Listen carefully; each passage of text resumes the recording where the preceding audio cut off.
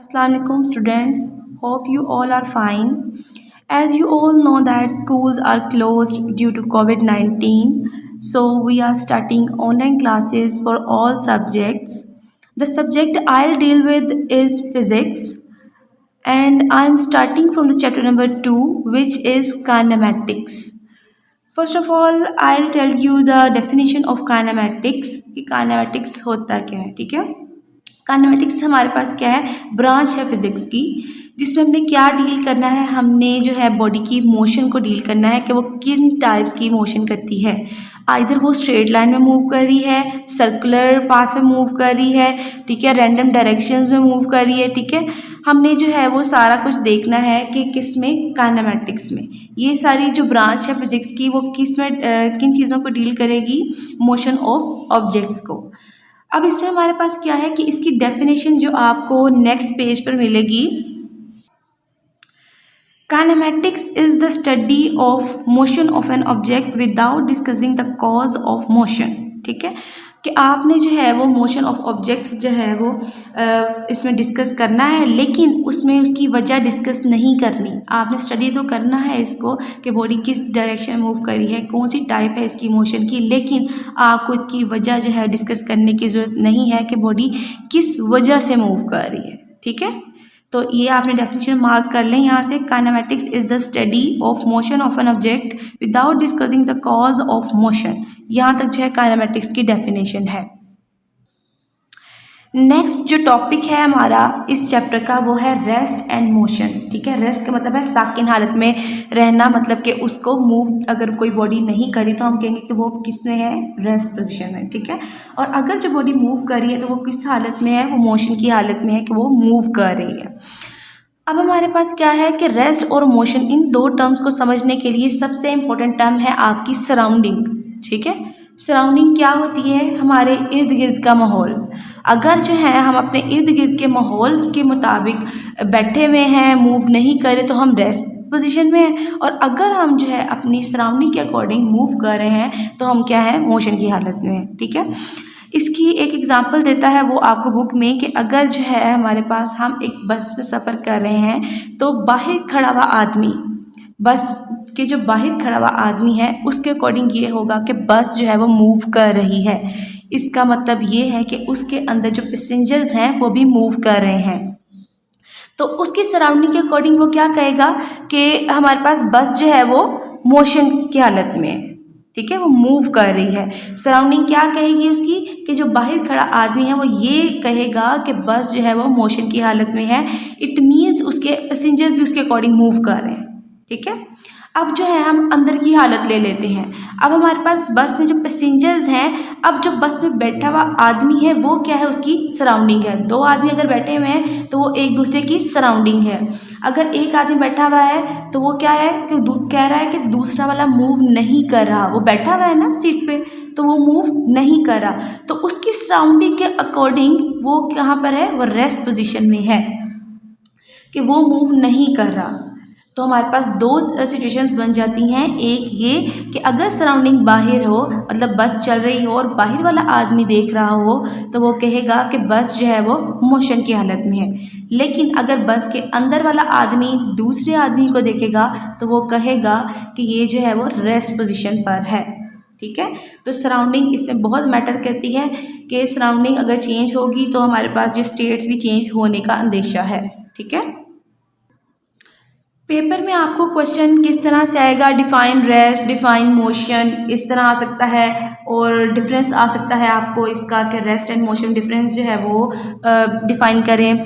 तो आपने क्या करना है, सबसे पहले तो इसकी डेफिनेशन लिखें। ये आपको पेज नंबर 29 पर मिलेगी। A body is said to be at rest if it does not change its position with respect to its surrounding, कि अगर वो सराउंडिंग के अकॉर्डिंग अपनी पोजीशन को चेंज नहीं कर रही तो वो किस में है, रेस्ट पोजीशन में, ठीक है।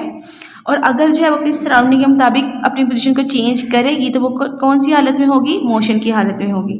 सबसे पहले आपने डेफिनेशन लिखनी है, ऊपर हेडिंग दे डेफिनेशन की, फिर उसके बाद जो है आपने ये डेफिनेशन देनी है, फिर एग्जाम्पल की हेडिंग दे।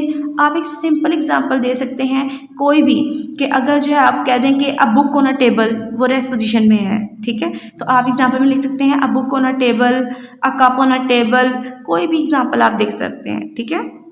उसके बाद जो है आपने मोशन की एग्जांपल देनी है, तो आप किस तरह से देंगे, a moving car, a moving बस, कोई भी चीज़ जो मूव करी है वो आप उसको उसकी एग्जांपल में लिख सकते हैं, ठीक है। तो आपने इसको किस तरह से पेपर में अटेम्प्ट करना है कि अगर आपको आए कि डिफाइन रेस्ट, तो सबसे पहले आप डेफिनेशन लिखेंगे, फिर एग्जाम्पल की हेडिंग देंगे, फिर एक या दो एग्जाम्पल्स दे देंगे, ठीक है, वो भी मैंने आपको बता दी हैं कि आप किस तरह से एग्जाम्पल देंगे। फिर इसी तरह से आपने मोशन को भी एक्सप्लेन करना है कि सबसे पहले आप क्या करेंगे कि इसकी डेफिनेशन देंगे और फिर उसके बाद उसकी एग्जाम्पल देंगे। यहाँ पर आपका एक टॉपिक कंप्लीट हो जाता है। अगर आपको डिफरेंस भी आ जाए तो एक साइड पर रेस्ट की डेफिनेशन एग्जाम्पल और एक साइड पर मोशन की डेफिनेशन और एग्जाम्पल। अब है जी नेक्स्ट टॉपिक हमारा टाइप्स ऑफ मोशन, कि किन टाइप्स की वो मोशन एक बॉडी कर सकती है। हमने ये कह लिया कि सराउंडिंग के अकॉर्डिंग क्या है, बॉडी मोशन में है तो वो मूव कर रही है। अब उसकी मोशन है किस टाइप की, उसने यहाँ पर कुछ टाइप्स बताई हुई हैं। वो है एक translatory motion, rotatory motion, vibratory motion. अगर आपको शॉर्ट क्वेश्चन आए कि how many types of motion, तो आपने सिर्फ ये 3 टाइप्स दे देनी है, translatory motion, rotatory motion and vibratory motion. सिर्फ ये 3 टाइप्स आप दे देंगे, ठीक है। तो अब हम स्टार्ट करते हैं ट्रांसलेटरी मोशन के। ट्रांसलेटरी मोशन किस तरह की मोशन होती है, इसकी डेफिनेशन जो है वो पेज नंबर 29 पर ही है। इन translational motion a body moves along a line without any rotation, the line may be straight और कर्व्ड। ये आपने इसकी डेफिनेशन लिखनी है। अब इसमें वो कहता क्या है, वो कहता है कि ट्रांसलेशनल मोशन में क्या होगा कि बॉडी जो है वो स्ट्रेट लाइन में मूव करेगी, एक लाइन में मूव करेगी। अब हमारे पास क्या है कि लाइन इसकी स्ट्रेट भी हो सकती है, ठीक है, और लाइन इसकी यहाँ पे कर्व्ड भी हो सकती है, ये भी एक लाइन ही है। अब वो क्या है कि रोटेट नहीं करेगी बॉडी। इसमें जो चीज़ आपने याद रखनी है वो क्या है, रोटेशन, कि बॉडी रोटेट नहीं करेगी, बॉडी जो है वो स्ट्रेट लाइन में मूव करेगी, यहाँ पे कर्व लाइन में। लाइन किसी भी शेप की हो सकती है, ठीक है, तो बॉडी जो है वो मस्त लाइन में ही मूव करेगी विदाउट रोटेशन। इस मोशन को हम क्या कहेंगे कि वो कौन से वाली मोशन में है, ट्रांसलेटरी मोशन में है, ठीक है। सबसे पहले इसकी डेफिनेशन और एग्जाम्पल में आप ये लिख सकते हैं, motion of riders in Ferris wheel, ठीक है, ये आपने इसकी एक एग्जाम्पल दे देनी है। या फिर आप ये भी दे सकते हैं, motion of an object along a curved path, ठीक है, ये आपने 2 एग्जाम्पल से देनी है ट्रांसलेटरी मोशन के साथ। तो ये भी टॉपिक आपका ख़त्म हो गया। अब मुझे लगता है कि आप लोगों को ये ट्रांसलेटरी मोशन तो समझ आ ही गया होगा। तो उसमें मैंने आपको बताया कि लाइंस में ही जो है वो मोशन होगी। तो मैंने आपको ये भी बताया है कि यहाँ पर वो स्ट्रेट लाइन हो सकती है, कर्व लाइन हो सकती है। तो उन्हीं लाइंस के अकॉर्डिंग वो क्या है, इसको आगे डिफाइन कर रहा है कि अगर कोई बॉडी बिल्कुल स्ट्रेट लाइन में मूव करेगी तो उसको मोशन ट्रांसलेटरी मोशन तो होगी, लेकिन हम उसको जो है स्पेसिफिकली कहेंगे कि वो किस मोशन में है, लीनियर मोशन में है, ठीक है। उसकी भी डेफिनेशन और आपने साथ में एग्जांपल देनी है। और इसी तरह से सर्कुलर मोशन की अगर बात की जाए तो अगर कोई बॉडी सर्कुलर पाथ में मूव करेगी, जैसे ये फिगर में आपको ये लाइन मिल रही है, ये भी एक लाइन ही है, तो इसमें क्या है कि बॉडी अगर इस तरह से मूव करेगी सर्कुलर पाथ पे, तो उसकी मोशन को हम कह देंगे कि वो कौन सी वाली मोशन में है, सर्कुलर मोशन में है, ठीक है। तो इसमें आपने लीनियर मोशन की सबसे पहले डेफिनेशन देनी है, पेज नंबर 30 पे मिलेगी आपको। Straight line motion of a body is known as linear motion, कि स्ट्रेट लाइन मोशन को हम क्या कहेंगे, लीनियर मोशन। नीचे एग्जांपल्स की हेडिंग दें और एग्जांपल्स लिखें, aeroplanes flying straight in the air, example ये होगी। उसके बाद ऑब्जेक्ट्स फॉलिंग वर्टिकली डाउन, ये दूसरी एग्जांपल होगी, ठीक है, सिर्फ इतना ही लिखना है, ऑब्जेक्ट्स फॉलिंग वर्टिकली डाउन, ये नंबर 2 दे देना है, और aeroplanes flying straight in air, इसको आपने नंबर 1 दे देना है, ठीक है। और नीचे जो है वो आपको मिलेगी सर्कुलर मोशन की एक definition, the motion of an object in circular path is known as circular motion, इसको हम क्या कहेंगे, सर्कुलर मोशन कहेंगे अगर वो सर्कुलर पाथ में मूव करेगी। इसकी एग्जांपल आप यहाँ पर ले सकते हैं, a toy train moving on a circular track, और उसके बाद जो है वो आप ऊपर ये लिखा है, a stone tied at an end of a string moves in a circle. ये आपने दो एग्जांपल इसकी दे देनी है, ठीक है। तो आगे है जी ट्रांसलेटरी मोशन की ही आगे से टाइप है रैंडम मोशन, क्योंकि ये भी लाइन में मूव कर रही है तो ये हमारे पास ट्रांसलेटरी मोशन ही है, लेकिन हम इसको स्पेसिफिकली कहेंगे रैंडम मोशन, मतलब बेतरतीब अंदाज में जो है वो बॉडी मूव करेगी, कभी यहीं जा रही है, कभी कहीं जा रही है, कभी कहीं जा रही है, तो इसकी मोशन को हम क्या कहेंगे, रैंडम मोशन कहेंगे।